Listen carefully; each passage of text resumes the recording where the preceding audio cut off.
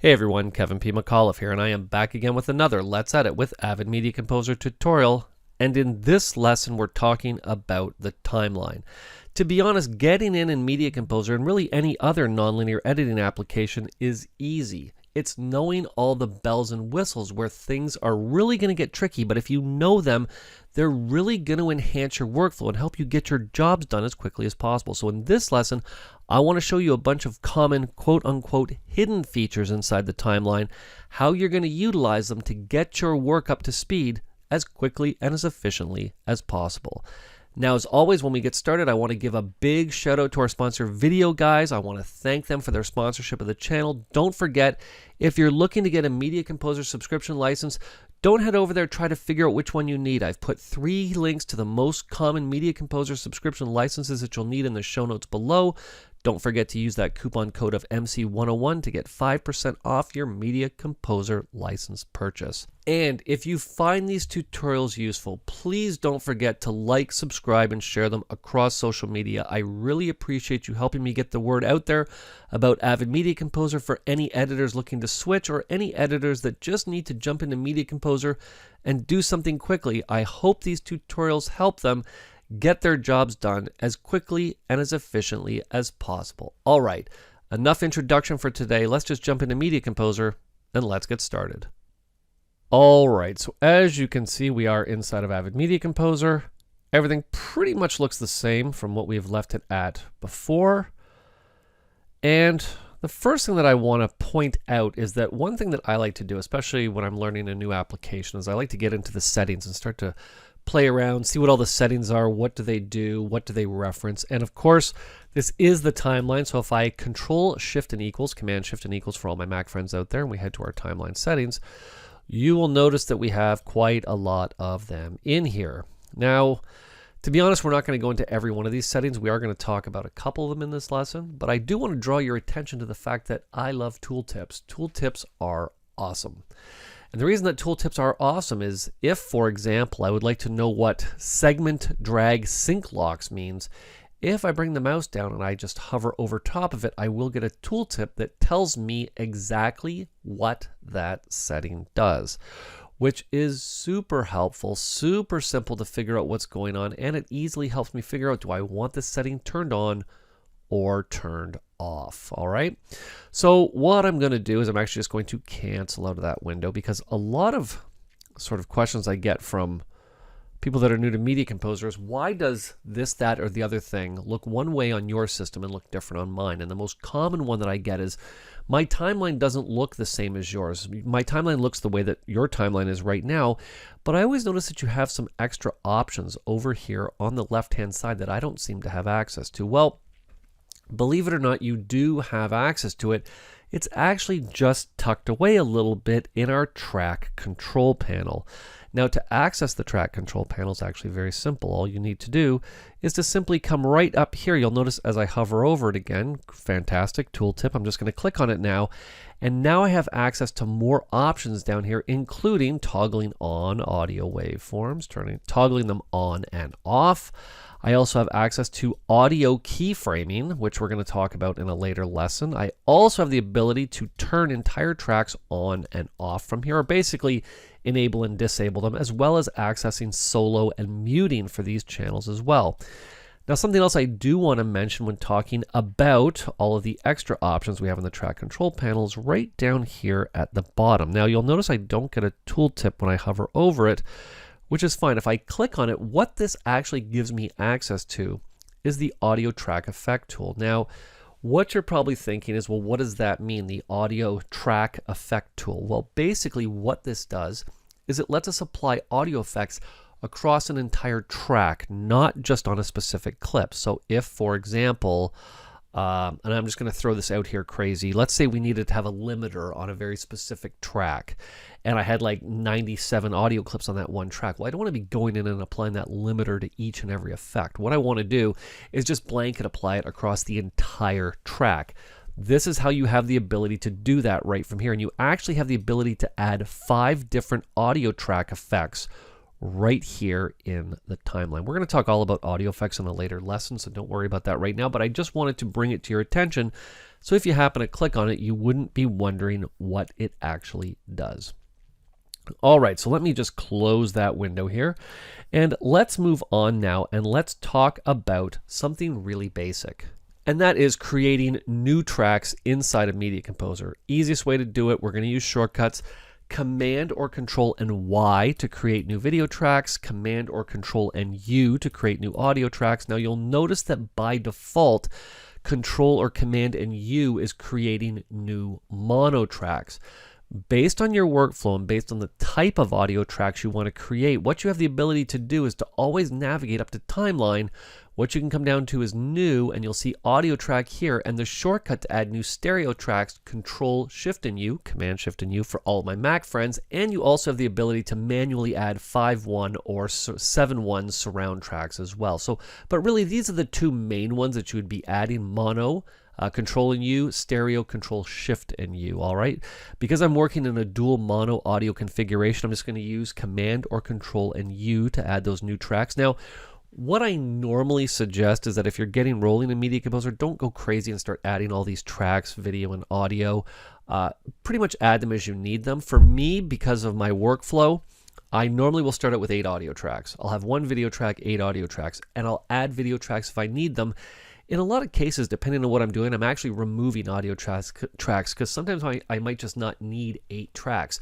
But depending on your workflow, I've worked on shows where you might have like 32 audio tracks based on all the music you need, sound effects, on-camera dialogue. Think of it this way. If you're working on a reality show that has 12 people, there's 12 audio tracks right there just to have their on-camera dialogue in your timeline. Okay? Now, again, you'll see in a lot of cases they'll do Timeline Tuesdays on Avid's social media channels. And you'll see a lot of Hollywood features have, 20 video tracks, 30 video tracks. That's all going to be based on maybe you need tracks to show temp visual effects. Maybe you need tracks that are going to be alternate shots for certain things. Again, create new tracks as you need them. Don't overwhelm yourself with too many of them because that can just be confusing for you moving down the line. Now, one thing that's important for me to show you, and this is one of these things where I like to show it for the sake of if you ever run into this problem, this is how you get around it. But also, I'm actually just going to sort of spoil the surprise here by bringing my timecode track all the way down to the bottom, because I believe that in most cases, by default, your timecode track is going to be down at the bottom of your track stack here. You'll see it right there, timecode 1, and there's actually a bunch of other tracks that you can put in when it comes to timecode, believe it or not.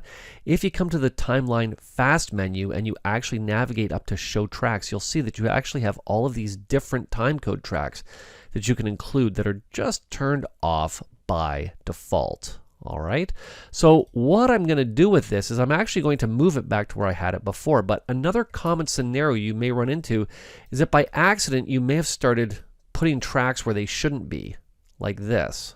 All right, and they get all mixed up. You'll see now I have the audio above the video, and this, in a lot of cases, I see newcomers do this by accident and not realize how they did it, and then they need to get themselves back to a more organized state before they continue editing. Easiest way to do this, hold Command or Control on the keyboard, and this is how you're going to simply move tracks around in the track stack over here on the left-hand side of the interface. Now, the reason that I also use this shortcut of holding Control or Command and adjusting tracks is that I like to have the timecode track separate my video and my audio.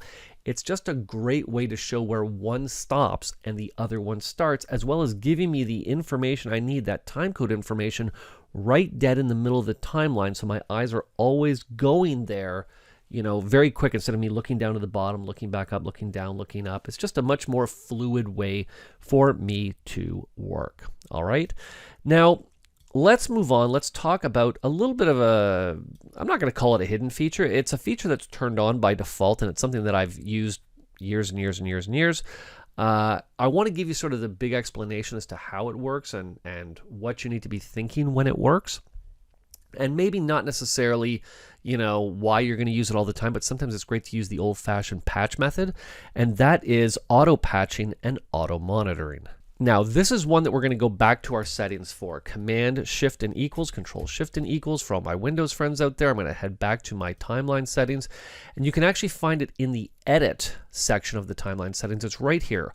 Auto patching, auto monitoring. Now, I don't need to actually say, explain to me what it is with a tooltip, because I know what it is. I've actually been using this since its inception years and years ago. And it's actually fairly straightforward. Let's talk about auto monitoring first. The way auto monitoring works is whatever track you select, the monitor will always jump up to that specific track, or the highest one selected in the chain, when nothing else is selected. You'll see I can jump down to 1, I can jump up to 3, I can jump up to 4. And in most cases, when I'm working, if I'm going to put something on track 4, I'd like to see track 4 without me actually having to go in and do it manually like such. Now, auto patching works the same way. All right.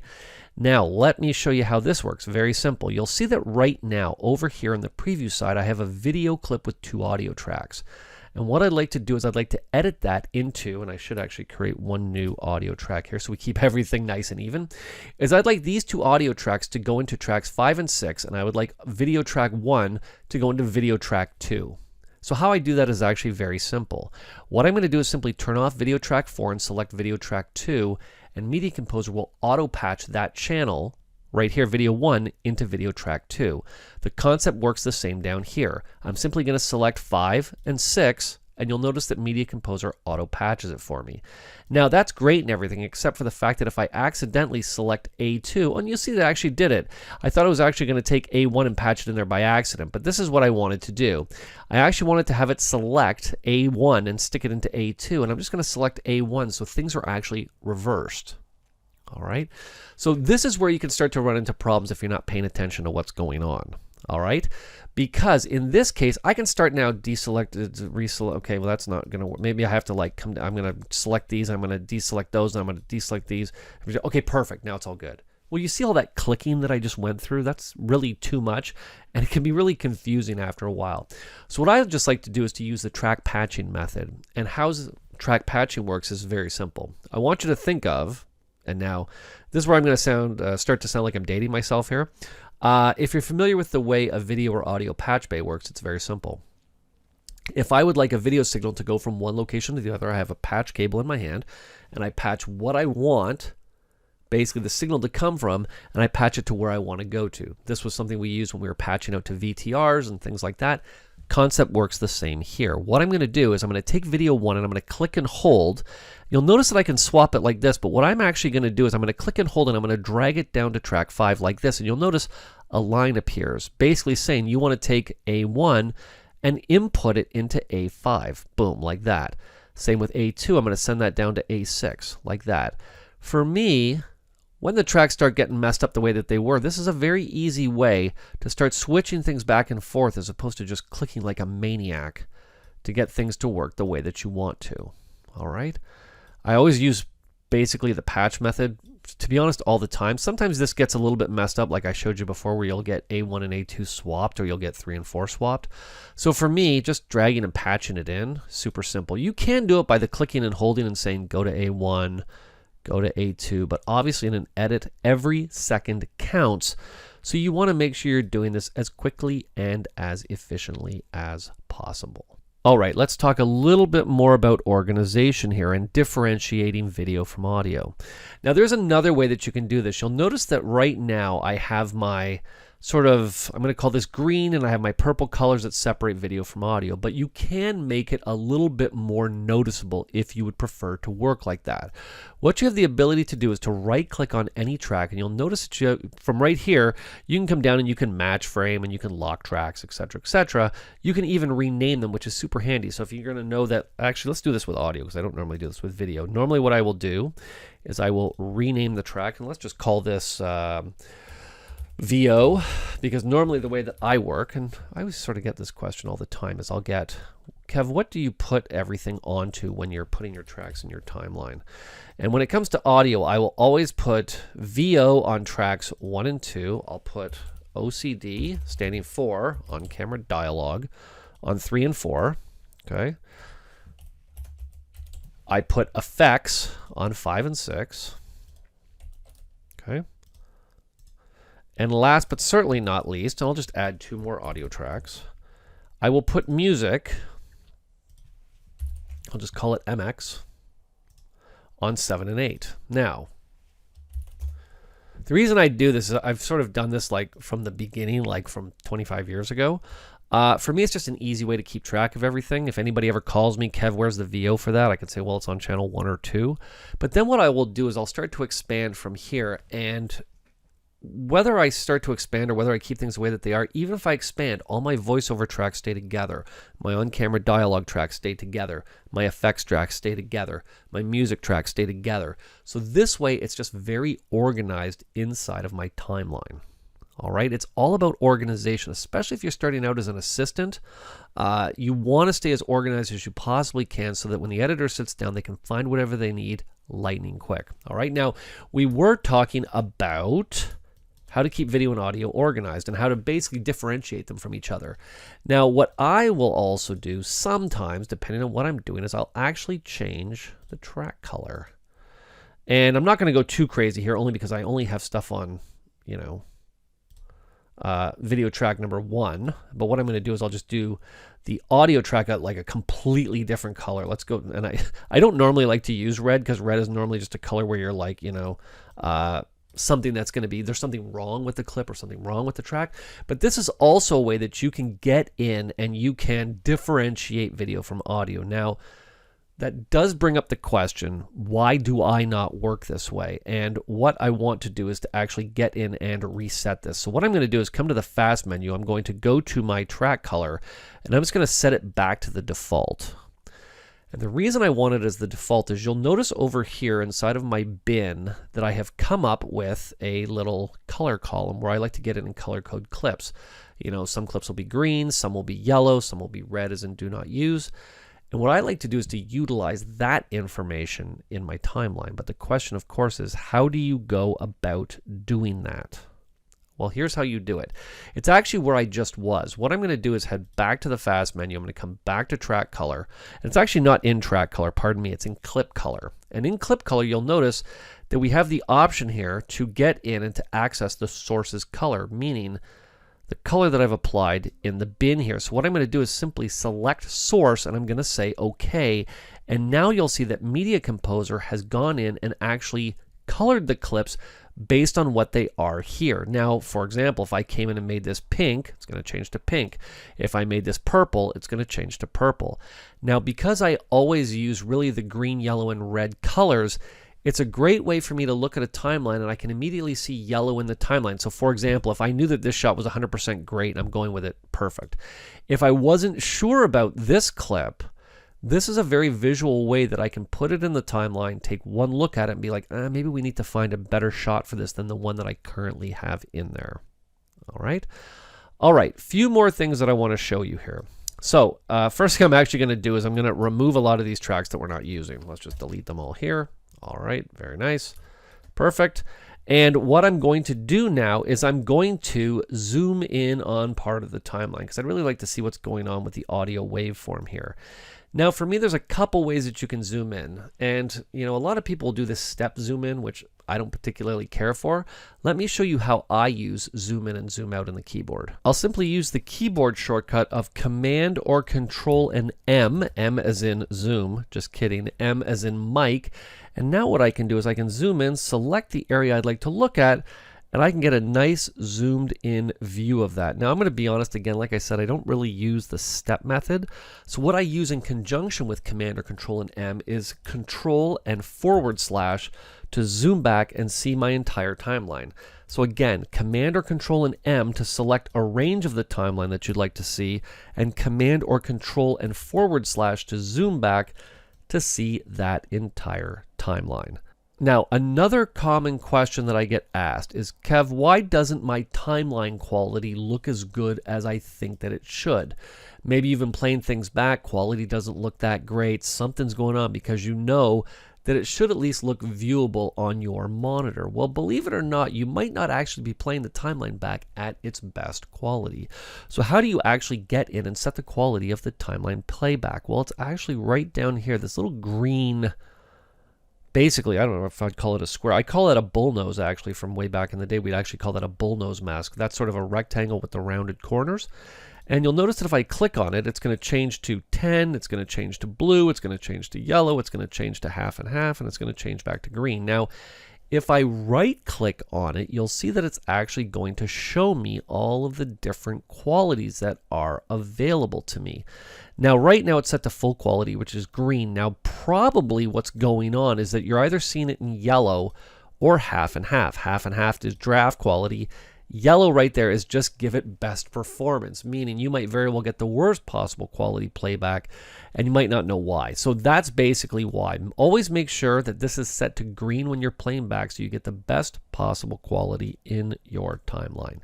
Now, a couple last things that I do want to show you before the big reveal at the end. Let's talk about duplicates in your timeline. What I'm going to do is just simply take this clip. I'm just going to copy it over to the clipboard. I'm just going to drop it in at the end of the timeline. Now, of course, we know the secret is that I just took this clip from here and I dropped it in the timeline. However, for you, you're never going to know that unless you actually look at it very closely and go, those look like the same. Were they the same clips that just played back? So how are you going to be able to get in and tell what clips have been added that are duplicates of other clips? Well, that's where dupe detection comes into play. What I'm going to do is, again, I'm going to head right back down here to this fast menu. I'm going to head right up here to dupe detection and choose what I want to see dupes of. Video, audio, or data. Now, I'm going to be honest with you, you're probably never going to use data, but you will use video and you will use audio. I'm going to come back up to dupe detection here. And you'll notice it's a little bit hard to see, so why don't I just use that shortcut of Command or Control and M to zoom in, and you'll see across the top of the clip is a green bar. Every time that this shot appears in my timeline, that green bar will be there. If there's another duplicate in my timeline, it will use a different color. If there's another duplicate, a different color, and so on and so on. All right?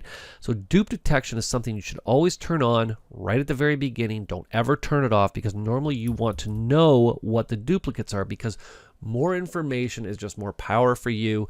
Producer calls up, hey, was that a clip, a duplicate of something else? You can easily take a look and find out in 2 seconds with dupe detection turned on. All right, now one last thing that I want to show you before the big one is I'm going to step into effects mode. If you remember the previous lesson, Shift and Y is my shortcut to step into effects mode.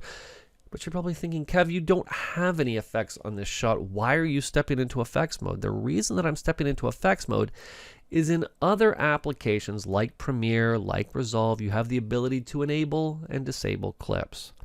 We have that same functionality in Media Composer. We don't call it the same thing. In Media Composer, we call it muting clips because we want to be different and we want to stand out. That is why we call it mute clips. So what you now have the ability to do is once you step into effects mode, you can right-click on any clip, simply navigate up here to mute clips, and you'll now see that that clip is simply turned off in the timeline. This is a very good way that you can add alternate shots above, turn them on and turn them off as necessary, so that a producer, you can say, hey, I've got 3 alternative shots of this. Let's turn this one on. Let's turn this one off. Or you could simply just select the tracks. But muting clips is also a great way to do it. And I'm just going to unmute that clip now to turn it back on. And let's now get to the big reveal at the very end. And that is with our timeline views. Now, right now, my timeline view is actually messed up a little bit just because I was dragging layers around. I'm simply going to switch it back to standard view here, which is fine. You'll notice that basically my colors all went back to being muted and everything is very non-colorful in my timeline. So this is where you can get in and set up your different timeline views, much like how we had set up different bin views. And I'll give you a perfect example of when you would use something like this. And what I want to do is I want to expand my audio tracks out so I get a much better view of the audio waveforms. To do that is actually very simple. Command or Control and L to make them larger. Now, I really don't care if it makes the video larger for right now. It's fine. And what I'm going to do then is simply take this and I'm going to, and what I should actually do here is I'm going to come back over here. I'm going to come back to clip color. I'm just going to turn on the sources color just so that they appear in the proper color here. And maybe I want to take these two and make them smaller. So what I'm going to do is I'm actually just going to press Control or Command and K. That's how you can adjust the tracks to be smaller. There we go. So Command or Control and L to make them larger. Command or Control and let's do that again. Command and Control and L to make them larger. Command and Control and K to make them smaller. You gotta, it's one of those things where I've done it so many times, it's almost like muscle memory that sometimes even I get confused. So basically, I've just made these tracks smaller. Now, I do have my standard keyboard layout, or my standard timeline layout that had it the way I had it originally. So what I want to do now is I'm going to come down and I'm going to save this, and I'm going to call it, let's call it audio waveform. There we go. All right. So now you'll see that I can have my audio waveforms. Again, I could get in, I could even make these bigger if I wanted to, but I think that's good enough for now.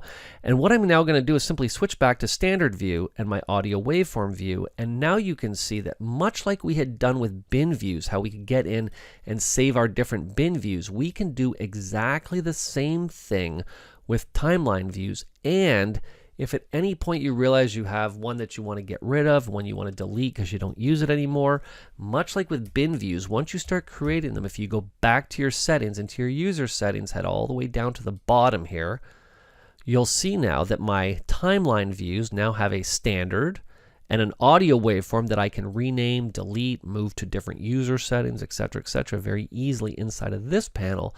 So I can make sure that I have all the views that I need to get all the work done I need to get done as quickly and as efficiently as possible. All right, now as always, I want to give a big shout out to our sponsor, Video Guys. Don't forget to use the links in the notes below to get on over to Video Guys' website to find that Media Composer subscription license you need. Use that coupon code of MC101 to get that 5% off your Media Composer subscription purchase. And as always, if you have any questions, don't hesitate to send them to me at kevinpmcauliffe@gmail.com. This has been Kevin P. McAuliffe. Thanks a lot for watching.